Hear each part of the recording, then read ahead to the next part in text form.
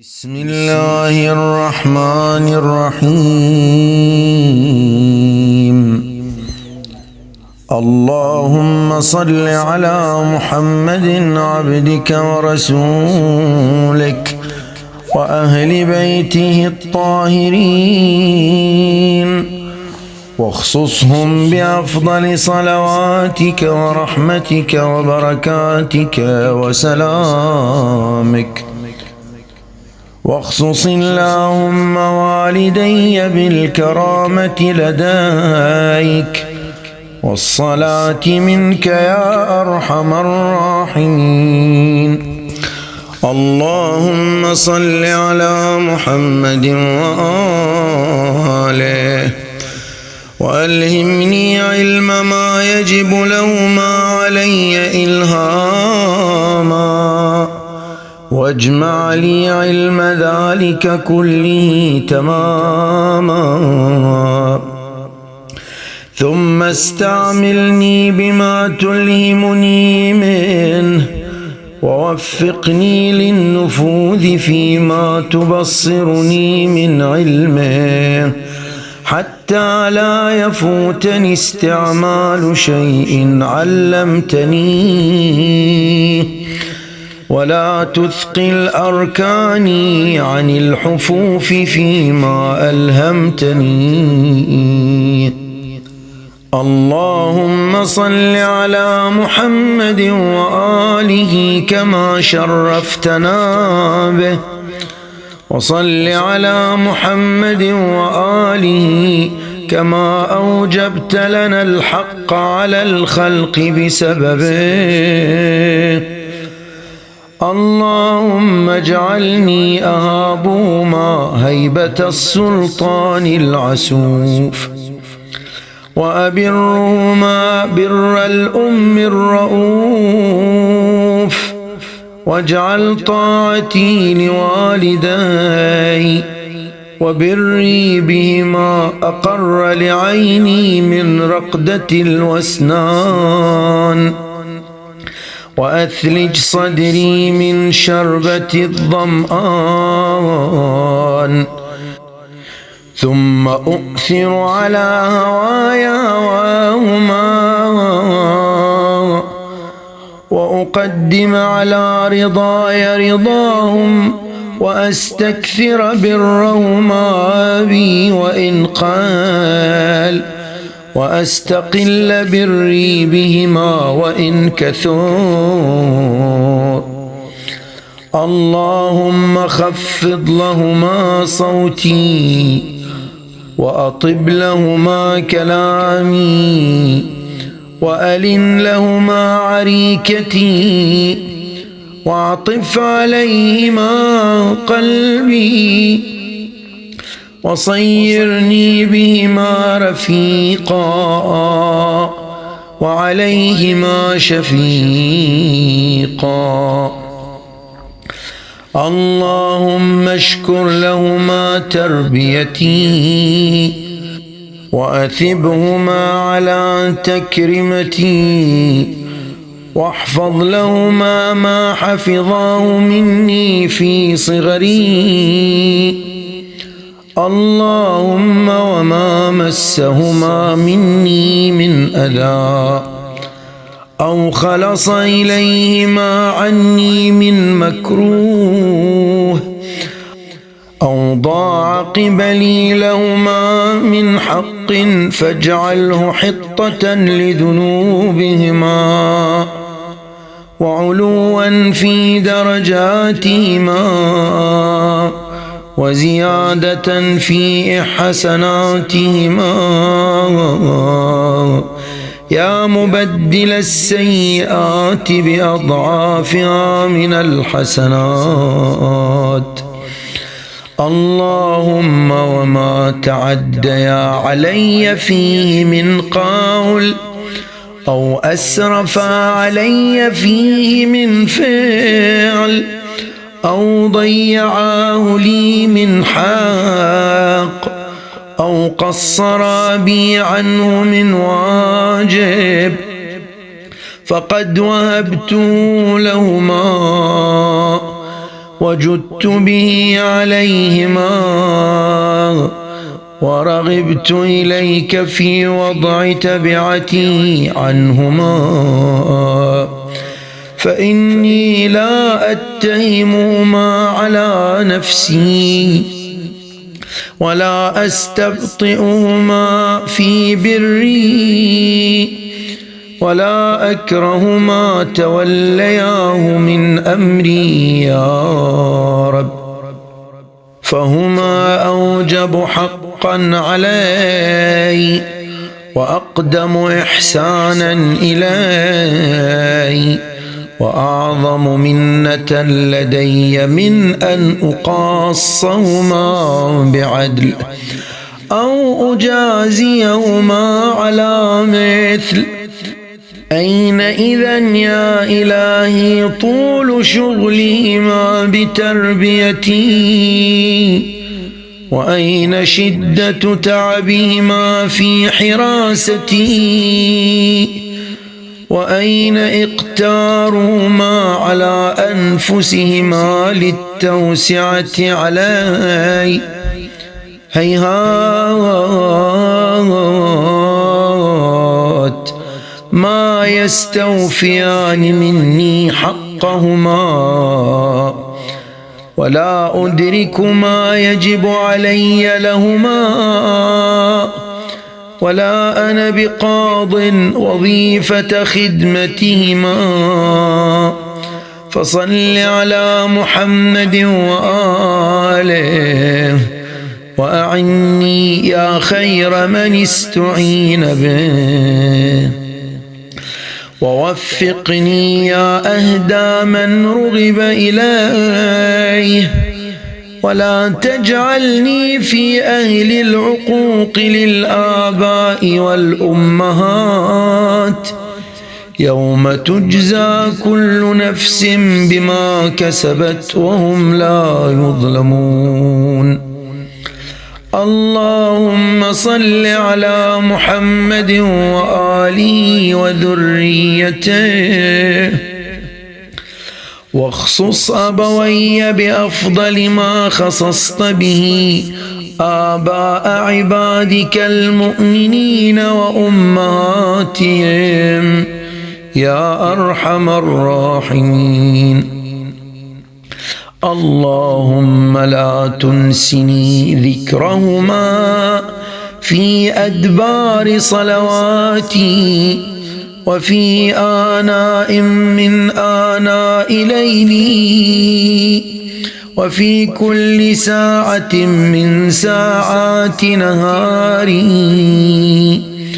اللهم صل على محمد وآله واغفر لي بدعائي لهما واغفر لهما ببرهما أبي مغفرة حتما وارض عنهما بشفاعتي لهما رضا عزما وبلغهما بالكرامة مواطن السلامة.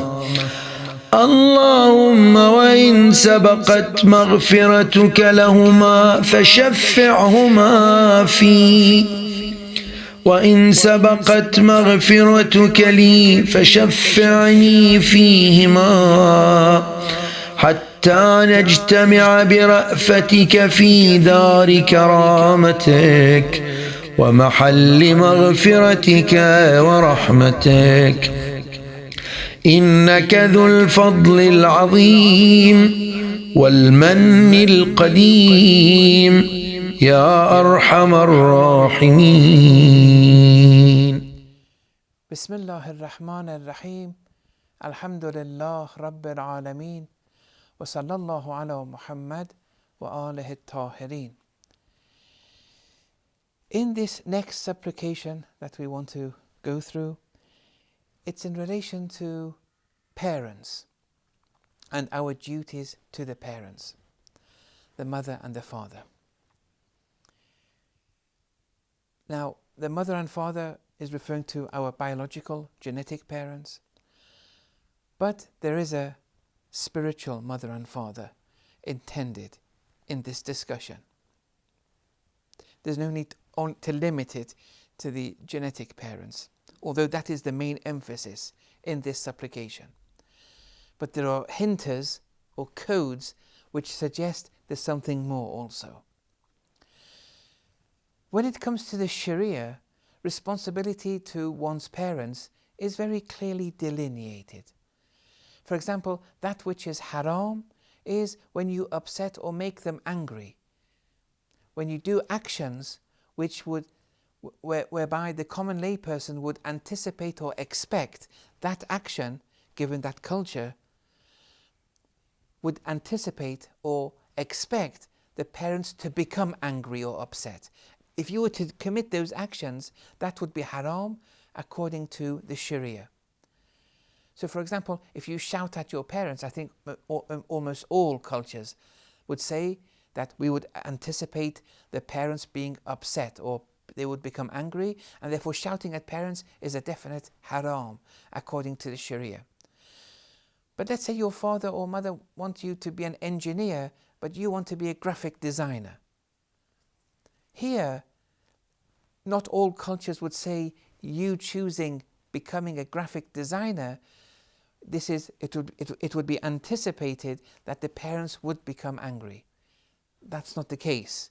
And therefore, even if they do become angry, when it comes to the Sharia, you choosing that graphic designer will not be haram, according to the Sharia.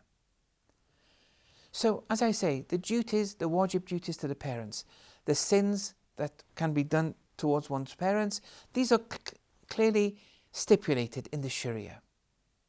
But then there are duties pertaining to the tariqah. There are ethical duties pertaining to the tariqah. And here, one's responsibility, tariqah-wise, to one's parents, it's a totally different ball game. And it's this that the Imam is going to touch upon. It's evident, when you look at the dua, it's evident that it's the tariqah responsibilities which have much more emphasis and significance in this dua. And you know, there are even tariqahs whose main axis is based on your respecting the parents in a particular manner. Although today it's almost extinct, but there have been people who have reached salvation and they have a tariqah. Tariqah means a study of the batin. It doesn't mean a cult. But their study of the batin was emphasized on how to treat the parents, both according to the Sharia, but more importantly, according to the tariqah. It becomes different.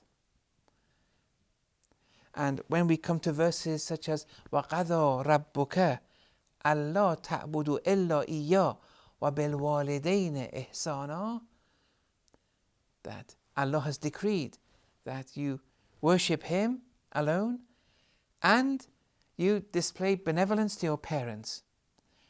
This benevolence is used, horizontally to Tawheed. To Tawheed. So this shows the importance of benevolence to parents.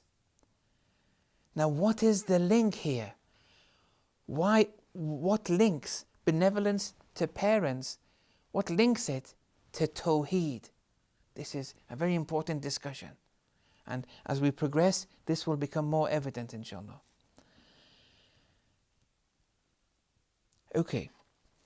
So in the dua, it starts with requesting specific allocated grace and blessings for different classes, but then for the Holy Messenger and the Holy Progeny, and then it says, and allocate blessings for parents.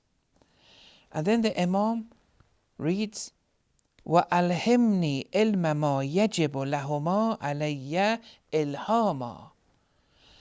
Then the Imam says in this dua, inspire upon me a true inspiration, because some inspirations may be satanic. inspire upon me, alhimni ilhama. So inspire upon me a true inspiration, that which is obligatory upon me, lahoma, to those two, towards the parents. Now, that which is necessary, inspire it upon me. This obligation, this necessariness isn't an obligation or necessity pertaining to the Sharia, because that doesn't need inspiration. That's all delineated in the books of jurisprudence. This is something else.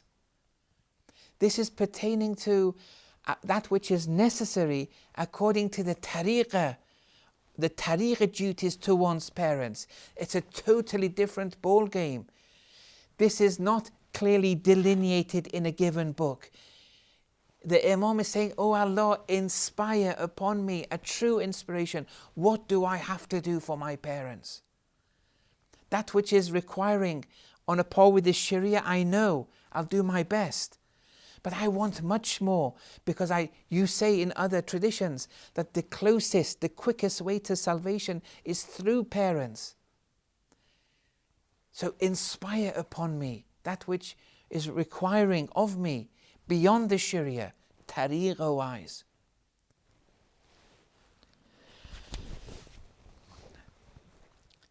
Then the Imam continues, وَاجْمَعْ لِي إِلْمَ ذَلِكَ كُلِّهِ تَمَامًا, and accumulate for me the knowledge of all that in complete terms. So tariqah wise, I want to know all my duties. What are they? But I don't have access to the Imam today. What do I have to do? Beyond the Sharia, inspire my duties for me, O Allah. Look, this is very delicate. And then make me know it all in complete terms. And then ثُمَّ اسْتَعْمِلْنِي بِمَا تُلْهِمُنِي مِنْ, and make me act on a par with that which you've inspired upon me. Because, that steadfastness and the will to actually commit yourselves after being inspired what to do, that's important. You want that from Allah also.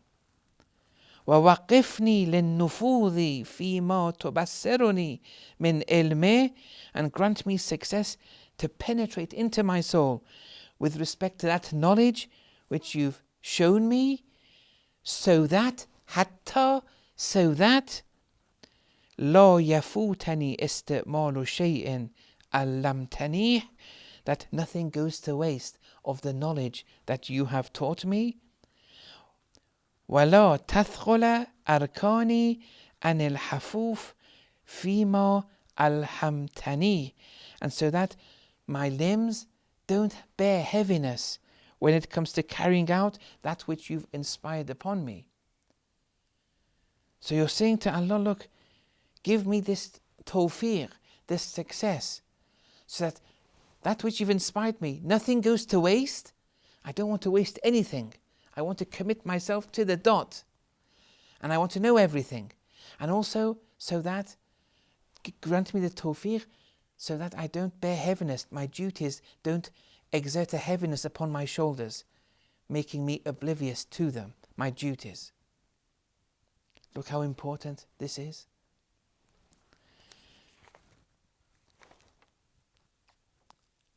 And then the Imam continues. But before we continue, we have so many traditions here that when it comes to treating one's parents, you shouldn't disappoint them at all, in the absolute sense. And this itself shows that the tariqah dimension is referred to. Otherwise, the Sharia dimension is much limited. And those traditions, when it speaks of don't harm them at all, don't disappoint them at all, don't listen to Don't obey them when they ask you to sin. Okay, but even there, you have to not listen and not obey them because of, in the most appropriate manner, without upsetting them, without disappointing them. So here the tariqah expects this from you. That look, you shouldn't upset them, no matter what. You shouldn't make them angry, no matter what. So what if they say, no, you do engineering instead of graphic design? Okay, although the Sharia would say to you, if you were to choose graphic design, it's not a Sharia sin, but the tariqah would say, you choose it. The tariqah would tell you, you choose that engineering because your parents wanted it. You would listen to your parents no matter what. Only in relation to sins you won't obey. Otherwise, whatever they tell you, tariqah dictates that you listen to them. Although this isn't something we should all, from today try to do maximally. This requires a mentor to kind of nurture you and mold you to how to do this slowly but surely. Otherwise you're going to destroy yourselves. You're going to burn your inner machine. You for now suffice with the Sharia, and then you have to grow and be nurtured slowly but surely. But with the tariqah, the responsibilities is of a very different nature. The more tariqah duties you perform though, under that mentorship, under the auspices of an educator, the more you would attain to salvation. Then the Imam now enters another phase. It's a more practical phase. For now it's a more general phase, but now he's going to enter some practical details, and then scholars have gone into these details and have given applications. Inshallah, we'll discuss this in the next session. Wa sallallahu ala Muhammad wa alihi at-tahirin.